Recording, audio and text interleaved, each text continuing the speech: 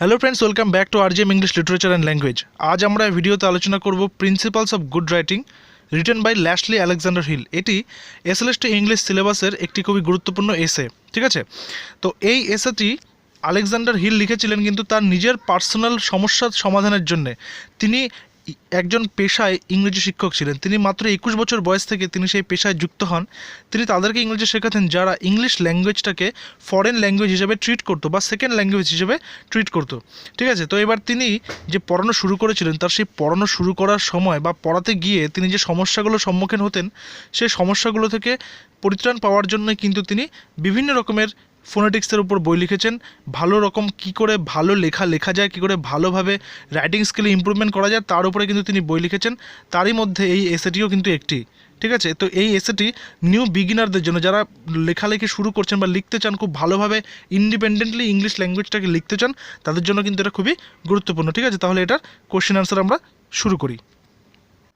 Question number 1-এ বলা হয়েছে the essay was published in, এসেটি কোথায় পাবলিশ হয়েছিল? A prelude to English written by L A. Hill. L A. হিলের লেখা একটি বই প্রিলুড টু ইংলিশে এই এসেটি পাবলিশ হয়েছিল। সেকেন্ড কোশ্চেনে টেক্সটারই একটি লাইন তুলে নেওয়া হয়েছে within the inverted comma, if you can not do this yet you should train yourself to do it by taking particular problems here this refer to. এখানে টেক্সটার থেকে একটি গুরুত্বপূর্ণ লাইন তুলে নেওয়া হয়েছে। এখানে দিস বলতে কী বোঝানো হয়েছে? এখানে দিস বলতে বোঝানো হয়েছে অ্যাক্ট অফ থিঙ্কিং ওয়েল, অর্থাৎ এখানে ভালোভাবে চিন্তা করার কথা বলা হয়েছে, চিন্তা শৈলীটাকে বাড়ানোর কথা বলা হয়েছে। যতটা ভালো চিন্তা করা যাবে, যত ভালো ভাবা যাবে, তত ভালোই কিন্তু লেখা যাবে, ঠিক আছে। নাম্বার 3-তে বলা হয়েছে according to the author A free person is one. Free person বলতে এখানে একদম টেক্সটের প্রথম দিকে কিন্তু রয়েছে। টেক্সটটা যদি আপনারা পড়ে থাকেন তাহলে অবশ্যই বুঝতে পারবেন। টেক্সটের প্রথম দিকে রয়েছে ফ্রি পার্সন বলতে কাদের বোঝানো হয়েছে? Who enjoys restricted freedom of who can do only what is possible and legal. Free person বলতে তাদেরই বোঝানো হয়েছে যাদের মধ্যে কিছু রেস্ট্রিকশন আছে অবশ্যই ফ্রিডমের, এবং যেগুলো লিগাল এবং পসিবল সেটা। এখানে কিন্তু রাইটার খুব ভালো উদাহরণ দিয়েছেন। ফ্রি পার্সন বলতে কিন্তু তিনি সব কিছু করতে ফ্রি নন। তিনি কিন্তু চাইলে উড়ে মঙ্গলে চলে যেতে পারেন না, বা তিনি কিন্তু চাইলে তার প্রতিবেশীকে খুন করে দিতে পারেন না। সেখানে যেটা পসিবল এবং যেটা লিগাল, সেই সমস্ত কাজ করার জন্য কিন্তু তিনি ফ্রি, এবং সেই ফ্রিডমের কথাই কিন্তু এখানে রাইটার বলেছেন, ঠিক আছে। কোশ্চেন নাম্বার 4-এ আসি, বলেছে in essay the word you refer to. এইখানে ইউ বলতে কাদেরকে বুঝিয়েছেন? রাইটার যখন লিখছেন সেটা, এখানে ইউ বলতে কাদেরকে তিনি বোঝাতে চেয়েছেন? দ্য উড বি রাইটার্স, মানে যারা লেখক হতে চলেছে বা যারা লেখক হবে, যারা ভালো লিখতে চায়, তাদেরকে কিন্তু এখানে ইউ বলে রেফার করা হয়েছে। কোয়েশ্চেন নাম্বার 5-এ বলা হয়েছে when the author advises us to keep a notebook to write down the words or expressions that appeal to us, he mentions a few expressions with words there. এখানে লেখক ভালো ভালো লেখকদের কিছু গুণের কথা বলেছেন। তিনি বলেছেন যারা ভালো লিখতে চায় তাদেরকে ভালো রিডার হতে হবে, এবং সেই সমস্ত যখন তারা নতুন কিছু পড়বে, সেখান থেকে যে সমস্ত ওয়ার্ডগুলো তাদের মাইন্ডে স্ট্রাইক করবে, সেগুলোকে একটি নোটবুকে তুলে রাখতে হবে। এবং এই কথাটি বলতে গিয়ে তিনি কয়েকটি ওয়ার্ডের উল্লেখ করেছেন। সেগুলো কি? এটা কিন্তু পরীক্ষার পারপাসে খুবই ইম্পর্টেন্ট একটি কোশ্চেন। ওয়ার্ডগুলো হচ্ছে sparkle, glitter, twinkle, blaze, gleam, বাচার, blue ice, relax into delicious indolence, ঠিক আছে। Question number 6, write the author's view on freedom. Freedom বলতে, স্বাধীনতা বলতে লেখক কী বুঝেছেন? The author means to say that he is free but with limitations. তিনি কিন্তু মুক্ত সব কিছু করার জন্য, কিন্তু সেখানে কিছু লিমিটেশনস আছে, কিছু সেখানে বাধা বিপত্তি রয়েছে, কিছু সীমানা রয়েছে, সীমানা মেনে তাকে কাজ করতে হয়। His freedom is restricted and limited to what is possible and legal. তার কাজগুলো, তার স্বাধীনতা কিন্তু পসিবল এবং লিগাল যেগুলো কাজ, সেগুলোই কিন্তু, সেগুলো করতেই কিন্তু তিনি স্বাধীন। একটু আগে এই আগের একটা প্রশ্ন নিয়ে এই ব্যাপারে আলোচনা কিন্তু হলো। কোয়েশ্চেন নাম্বার 7-এ বলা হচ্ছে হোয়াট ইজ ইউফেমিজম। ইউফেমিজমটা কি? Euphemism means the use of a mild or vague expression or disagreeable as a substitute for blunt or harsh expression or disagreeable truth. অর্থাৎ কোনো একটি শ্রুতিকটু শব্দের পরিবর্তে একটি কোমল শব্দের ব্যবহার, ঠিক আছে, সেটাকে ইউফেমিজম বলা হয়ে থাকে। কোয়েশ্চেন নাম্বার 8-এ বলা হয়েছে what is the meaning of the phrase topical interest.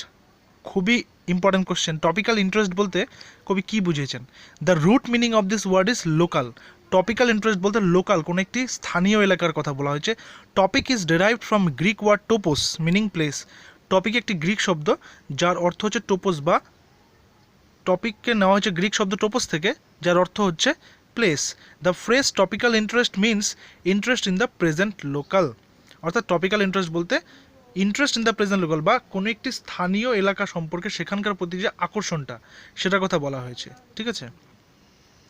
Number 9-এ বলা হয়েছে the idiomatic phrase call a spade means, একটা কোদালকে কোদাল বলা, কল এ স্পেড এটা মানে কি? Speak plainly and straightforwardly. লেখক এখানে বলতে চাইছেন কথা ঘুরিয়ে না বলে একদম সঠিকভাবে প্লেনলি এবং স্ট্রেট ফরওয়ার্ডলি কথা বলতে হবে। ঠিক আছে।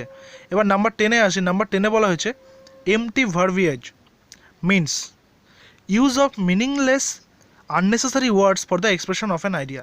অর্থাৎ কোনো কিছুকে বর্ণনা দিতে গিয়ে যেখানে মিনিংলেস অর্থহীন অপ্রয়োজনীয় শব্দের ব্যবহার সেটাকে বলা হয়েছে।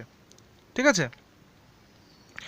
নাম্বার 11-এ বলা হয়েছে the expression special treatment as used in Hitler's Germany is an example of. হিটলারের যে জার্মানি, মানে যখন জার্মানি হিটলারের অধীনে ছিল, সেই হিটলারের জার্মানির সেই জায়গাতে স্পেশাল ট্রিটমেন্ট বলতে এখানে তিনি কিসের উদাহরণ দিতে চেয়েছেন? এটা কিন্তু একটা ইউফেমিজম, আর ইউফেমিজম সম্পর্কে আমরা এর আগে একটা প্রশ্নে ডিটেলস আলোচনা করেছি।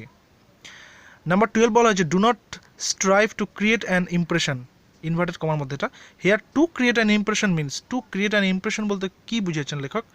Influence the reader in the favour of the writer. অর্থাৎ ইনফ্লুয়েন্স দ্য রিডার অর্থাৎ মানে রাইটার কী লিখছে, লেখক কী লিখছে, তার রিডার যারা রয়েছে তারা যেন তার লেখা দেখে ইনফ্লুয়েন্সড হয়, অনুপ্রাণিত হয়, তাহলেই যে তার লেখাগুলো কিন্তু তার রিডারটা পরবর্তীকালে পড়বে এবং সেই রাইটারের একটি রিডার বেস তৈরি হবে। নাম্বার 13-এ বলা হয়েছে for example you may take the problem, here the problem is. এখানে প্রবলেম, কোন প্রবলেমের কথা লেখক বলেছেন? এখানে টেক্সট থেকে একটি লাইন তুলে দেওয়া হয়েছে অ্যান্সারে, what do I mean when I say that I am a free person. এখানে কিন্তু এই শব্দটাই, এই কথাটাই কিন্তু বলা হয়েছে। Number 14 where can we find ideas for writing. আমরা লেখার যে আইডিয়া সেগুলো কোথা থেকে পাবো? From any place we can collect ideas for our writing work. লেখক বলেছেন আমরা যে কোনো জায়গা থেকে আমাদের লেখার কিন্তু আইডিয়া নিতে পারি। We must keep our eyes and years open, আমাদের সবসময় আমাদের কান এবং চোখ খোলা রাখতে হবে। We must be well aware of what is happening around us, আমাদেরকে খুব বেশি সচেতন থাকতে হবে আমাদের চারিপাশে কী ঘটছে, তাহলে আমরা কিন্তু চারিপাশে ছোটো ছোটো ব্যাপার থেকেও কিন্তু ভালো লেখার জন্ম দিতে পারি। কোয়েশ্চেন নাম্বার 15-এ বলা হচ্ছে what does the writer tell about the opening presentation of a writing. হ্যাঁ, কোনো একটা লেখার সূচনাতে বা প্রথমে কীরকম লেখা দরকার বা সেটা কতটা গুরুত্বপূর্ণ একটা লেখা সম্পর্কে এখানে টেক্সটারি লাইনটা তুলে দেওয়া হয়েছে, presentation is of very great importance is good writing. অর্থাৎ প্রেজেন্টেশনটা কিন্তু খুব বেশি গুরুত্বপূর্ণ একটা ভালো লেখার। Your opening paragraph should arrest the reader's attention and show him what you are writing about and why. প্রথম প্যারাগ্রাফটাই কিন্তু একটা পাঠককে বা পাঠক সমাজকে কিন্তু বুঝিয়ে দিতে হবে পরিষ্কারভাবে যে লেখক কী লিখতে চাইছেন এবং কেন লিখতে চাইছেন। ঠিক আছে। নাম্বার 16-এ বলা হয়েছে what does the writer tell about the main body of a writing. রাইটিংয়ের যে মেইন বডিটা রয়েছে, মেইন পার্টটা রয়েছে, সেটা সম্পর্কে লেখক এবার কী বলেছেন? The main body of your piece of writing should collect together and present the ideas promised in the first paragraph or give good arguments to support the view put forward there. অর্থাৎ main বডিটাতে কিন্তু সেই সমস্ত writing লিখতে হবে, সেই সমস্ত তথ্য দিতে হবে যা সম্পর্কে কিন্তু প্রেজেন্টেশন বা ওপেনিং প্যারাগ্রাফে বলা হয়েছিল সেটা যেন ভিন্ন না হয়। অর্থাৎ ওপেনিং প্যারাগ্রাফটা পড়ে যখন পাঠক ইন্টারেস্ট পাবে তখন কিন্তু মেইন বডিতে যদি তার সম্পর্কিত কোনো রকম কোনো তথ্য না থাকে তাহলে কিন্তু পাঠকের ইন্টারেস্ট কিন্তু ল্যাক করবে। ঠিক আছে, এখানে সেটা বলেছেন, খুবই ইম্পর্টেন্ট মেইন বডিটাও। নাম্বার 17 একটি ওয়ার্ড নেওয়া হয়েছে জার্গন মিনস, জার্গন মানে কি? Language difficult to understand as it is badly formed or spoken badly. অর্থাৎ যেগুলো খুব মানে এলোমেলোভাবে সাজানো, মানে কোনো একটা বাক্য বা খুব এলোমেলোভাবে বলা কোনো একটা শব্দ, কোনো একটা লাইন, সেটা কিন্তু সেই ভাষাটা কিন্তু বোঝা খুবই কষ্টকর, সেই ভাষাটাকেই কিন্তু লেখক এখানে জার্গন বলেছেন।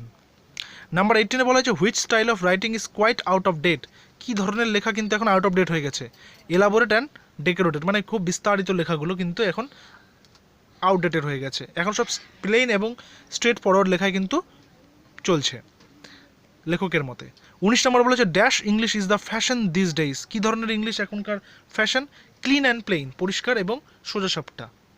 এবং এই সেটা লাস্ট কোশ্চেন হচ্ছে dash is called the cult of cosiness. Cult of cosiness বলতে কী বুঝিয়েছে? এখানে ইউফেমিজমকে বলা হয়েছে। ঠিক আছে, তো আজ এই পর্যন্তই। Thank you.